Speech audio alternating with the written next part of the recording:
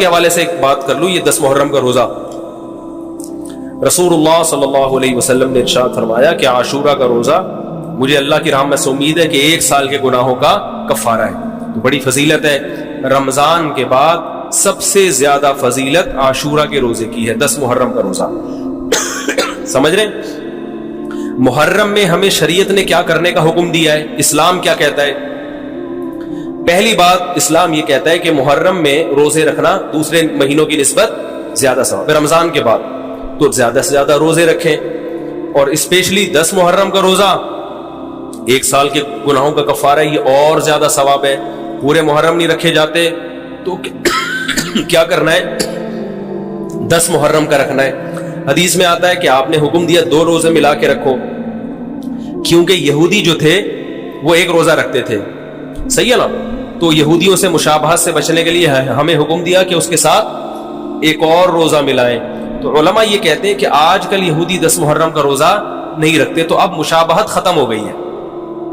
تو اگر کوئی 9, 10 یا 10, 11 کا رکھ لے تو اچھی بات ہے, نہیں تو صرف 10 محرم کا بھی رکھ لے تو بھی انشاءاللہ پورا ثواب ملے گا, کیونکہ اب اس میں مشابہت رہی نہیں ہے. سمجھ رہے ہیں کہ نہیں سمجھ رہے؟ یہ کرنے کا کام ہے. دوسرا کام, محرم میں گناہ دوسرے مہینوں کی نسبت زیادہ, اس کی قباحت زیادہ بڑھ جاتی ہے, کیونکہ 4 مہینے محترم ہیں, شوال, ذیقعدہ, ذیقعدہ, ذی الحجہ, محرم اور رجب. یہ 4 مہینے جو ہیں اسلام میں اشہر حرم کہلاتے ہیں. قرآن کہہ رہے فلا تظلموا فیہن انفسکم, اس میں اپنی جانوں پہ ظلم مت کرو. یہ ماتم کرنا بھی تو ظلم ہے نا اپنی جان پہ. تو اللہ نے فرمایا ان 4 مہینوں میں اپنی جان پہ ظلم مت کرو.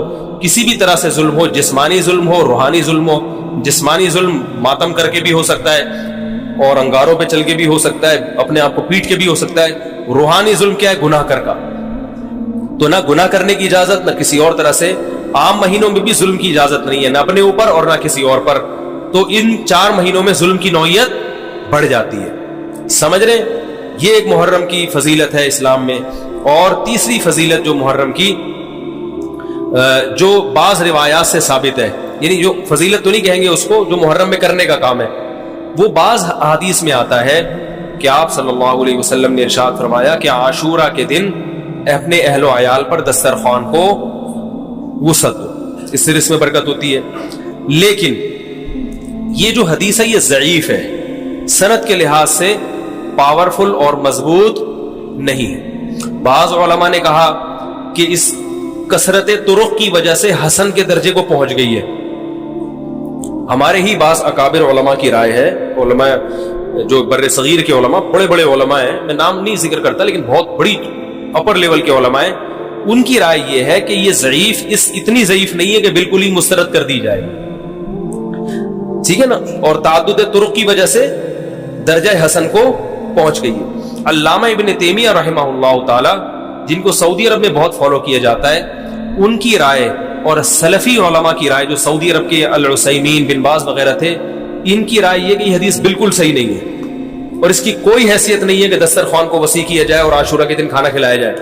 سمجھ رہے کہ نہیں سمجھ رہے؟ لیکن جو دوسری طرف معتدل علماء, معتدل سے مراد میں ان کو برا نہیں کہہ رہا, لیکن وہ انہوں نے حدیث کی جو, اگر آپ سندوں کی تحقیق کریں گے تو اس کو بالکل من گھڑت قرار دینا درست نہیں ہے. اگر سندوں کی تحقیق کریں گے تو ایسا معلوم ہوتا ہے کہ علامہ ابن تیمیہ رحمہ اللہ تعالی, جو ہمارے لیے قابل احترام ہے, انہوں نے اس حدیث کو رد کرنے میں تھوڑا مبالغہ سے کام لیا, غلو کیا ہے. ایسا نہیں ہے کہ بالکل ہی اس کی کوئی ویلیو نہیں ہے. تو ضعیف روایتیں ہیں لیکن کثرت طرق کی وجہ سے درجہ حسن کو پہنچ گئی ہے. سمجھ رہے کہ نہیں سمجھ رہے؟ اس وجہ سے بعض علماء کی رائے, بلکہ جمہور کی رائے یہی ہے کہ محرم میں اگر کوئی اپنے بچوں کو جمع کر کے اچھا کھانا کھلا دیتا ہے 10 محرم کو, اور یہ حلیم شاید یہیں سے نکلا ہے, میں شاید یہیں سے نکلا ہے کہ یوں اچھا کھانا ہو جائے گا, تو وہ کہتے ہیں کوئی حرج نہیں ہے. لیکن ایک بات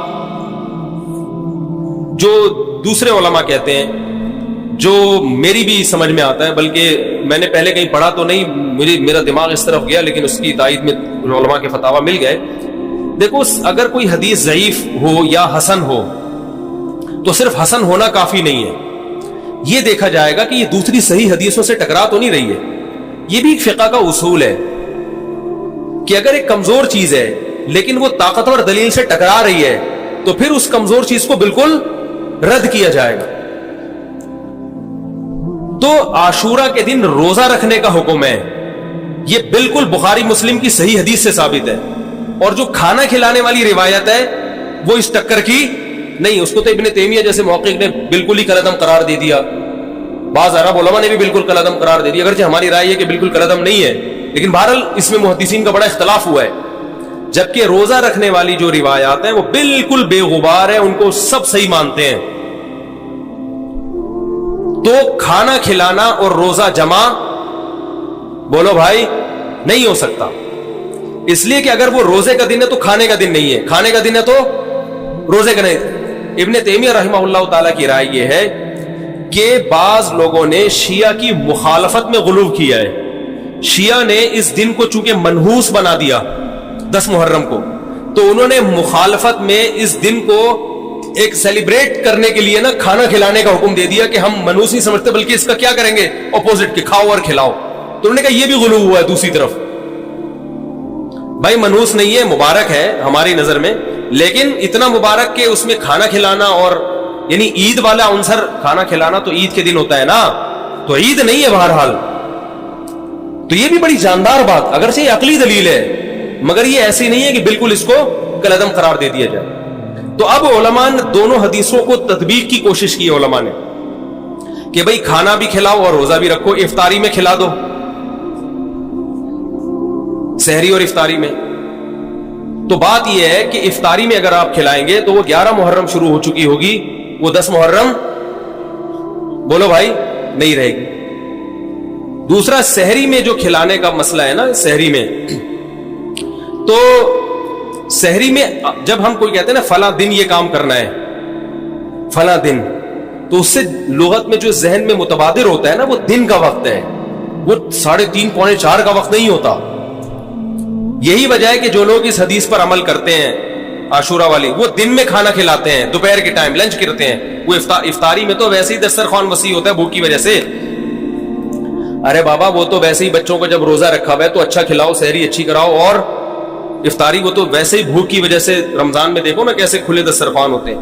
تو میں نے بڑی کوشش کی دونوں حدیثوں کو جمع کریں، لیکن تکلف کے بغیر یہ ممکن نہیں ہے. تو فقہ کا ایک اصول ہے کہ جب کوئی بے غبار صحیح حدیث ہوتی ہے اور اس سے ایک اصول ثابت ہو رہا ہے تو اس کے مقابلے میں اگر کمزور روایت آئے گی جو اس سے ٹکرا رہی ہوگی تو اس کمزور روایت کو، اگرچہ وہ موضوع من گھڑت نہیں ہے لیکن اس کمزور کو اس صحیح حدیث کی مخالفت کی وجہ سے بولو بھائی رد کر دیا جائے. اس لیے میرا نالائق کا موقف یہ ہے، میں بہت نالائق ہوں، میں اتنی بڑی بڑی باتیں کرتا نہیں ہوں، لیکن ساڑی عقلچ یہ چیز آندھی نہیں ہے کہ بھائی جو روزے کا دن ہے وہ بھوکے پیاسے رہنے کا دن ہے، وہ کھانے کھلانے کا نہیں ہے. افطاری میں تو ویسے ہی کھاؤ بھی کھلاؤ بھی.